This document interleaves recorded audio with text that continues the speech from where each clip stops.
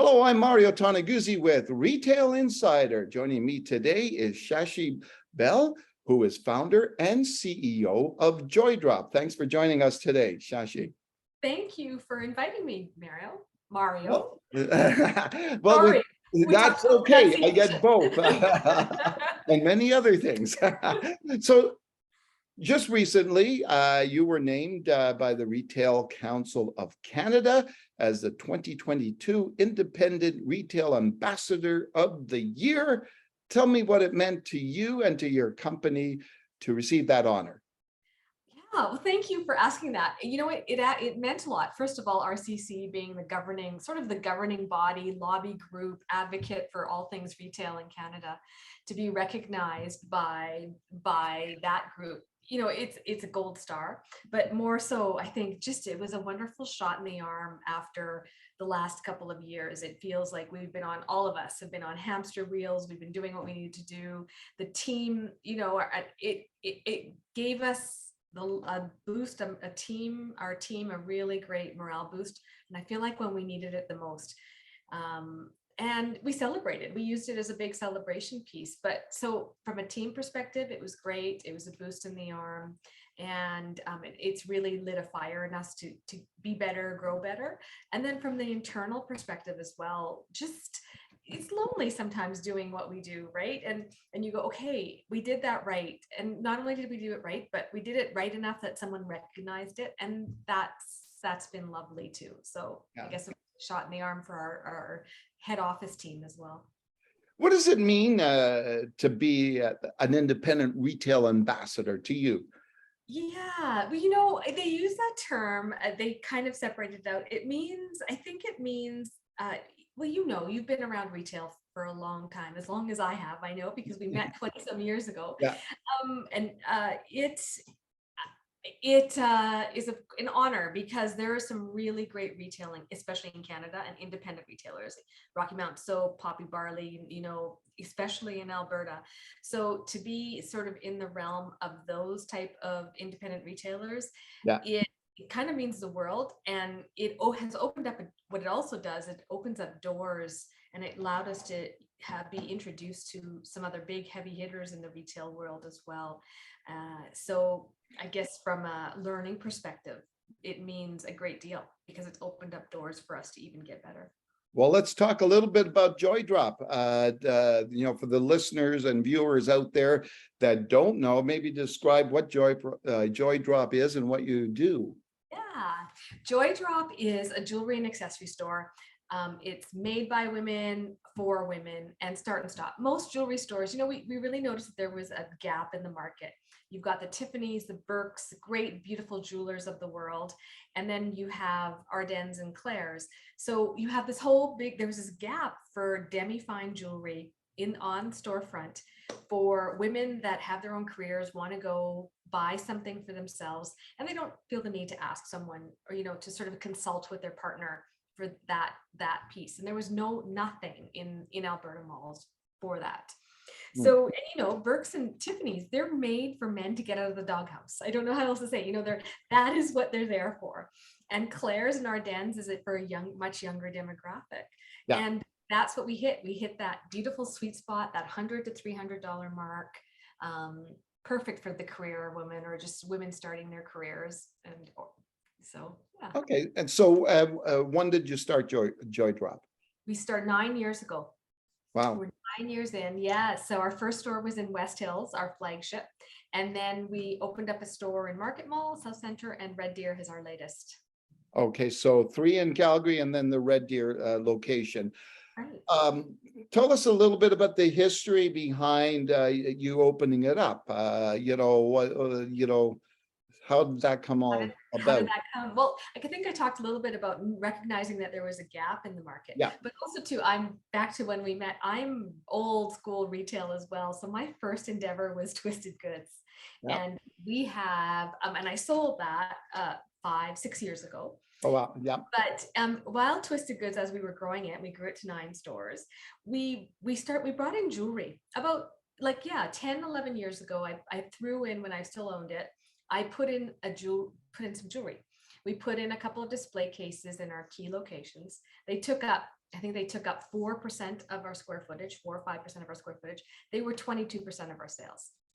So it was a big part of our, so a big of our, and it wasn't taking a big footprint, and recognized there that, okay, I think we can capitalize on this a little bit. Let's, and that was really the start of doing some research around this specific category. Okay, let's backtrack. You brought up Twisted Goods. I always remember because the one store was near my neighborhood in CF Market Mall. Always some really cool items in there, really different stuff, right? I'm just curious, how did you start Twisted Goods and the why behind that? Same, I think the why behind that more was I was young and I didn't know any better. And I thought, oh, okay, how hard can retail be? Yeah. Gosh, it's hard. Yeah, it's hard. It's all detail. Yeah. So, but then we got into it, and it was another piece where, not rocket science, it was recognizing there was a big gap in the market for that type of store in the mall atmosphere. I'm originally from Saskatchewan, moved to Alberta. Both provinces, we've got winter 8 months of the year. So people shop in malls. As much as we love street shopping, we're confined to malls 8 months of the year. Yeah. So within those spaces, there just is not a lot of of stores like that. And I think I credit to why Twisted Goods I was able to sell it easily, because it still has legs. There's not a lot of retail concepts we're 22 years in with Twisted Goods, and it's still going strong. Numbers have gone down. So what was the gap between the two? The gap, well, Twisted Goods, like you said, it's more gifts. No, I meant time-wise. So I started Joydrop while I still owned Twisted Goods. Oh, you did? Okay. Yeah. So I sold, Joydrop started 9 years ago. I sold Twisted Goods fully 6 years ago. But within those 3 years, I was kind of finessing the Joydrop model, really working, securing vendors. And when we opened the second store in Market Mall, that's when I did the full sale for Twisted Goods and exited. Okay, super. You mentioned, winning this award after coming through the last couple of years. What impact did the last couple of years have on you and the business, I guess? Yeah, well, before we started, we talked about the words that we don't enjoy, and pivot being one of them. The other one is resilience. I used to really like that word, and it's been thrown around a lot as well, but it's taken a lot to get us through, because, as you know, again, we talked about malls. We were shut down March 17th, 2020. The tap turned off, 100% turned off. So we went from X amount of sales to zero in 24 hours. And we did not, I'm embarrassed to say, we did not have we did not have a big or any digital presence whatsoever. I would say that our website in 2020, as of March 2020, if you looked at our website, it was meant to find an address for a store, and that was it. We just did not do what we needed to do. So after I uncurled myself from the ball that I was in on March 17th, I gave we called everybody.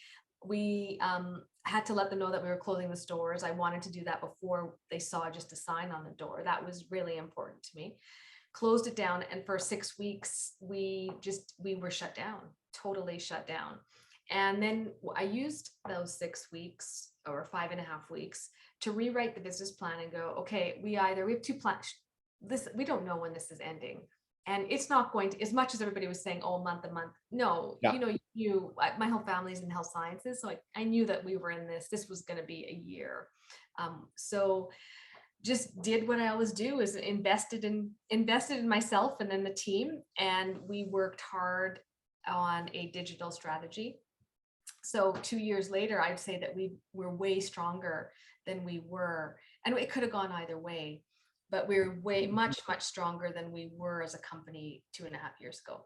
And that is because we invested heavily in website, all the social markers that we have to be in, Google, SEO, words that some of the words I don't even understand, but people smarter than me do. So Yeah, yeah, exactly, right.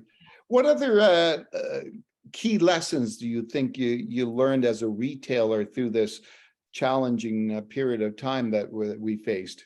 yeah.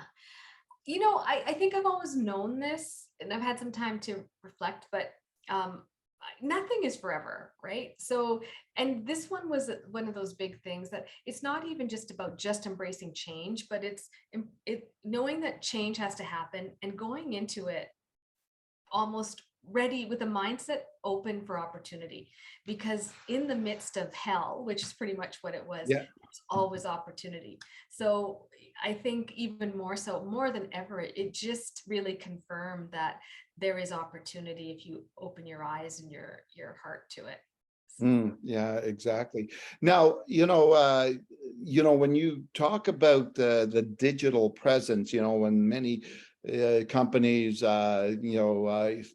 up the game, their game when it came to this area, some companies maybe didn't have any digital presence, got into the field, etc. Uh, you know, are you finding as a retailer though, now that and it's hard to say we're through it because we're still in the midst of it, but it kind of feels like we're in a post period, right?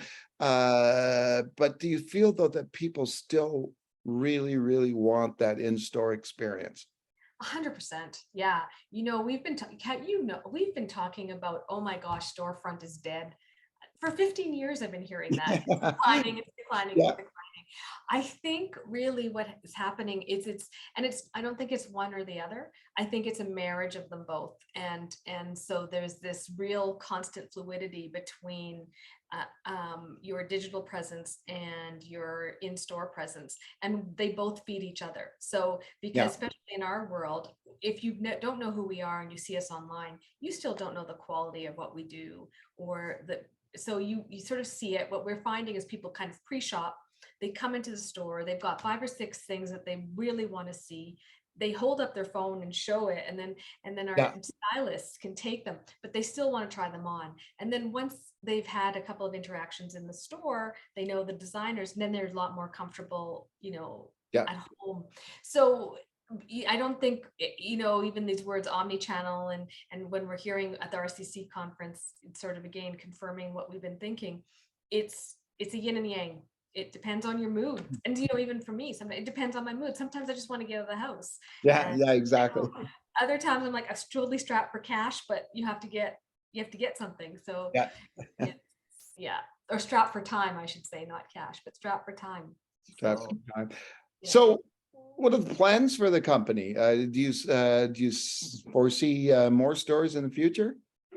Yeah, and I think though what we see, our stores will be more temporary. We won't be signing any 10-year leases like in the past, like we did.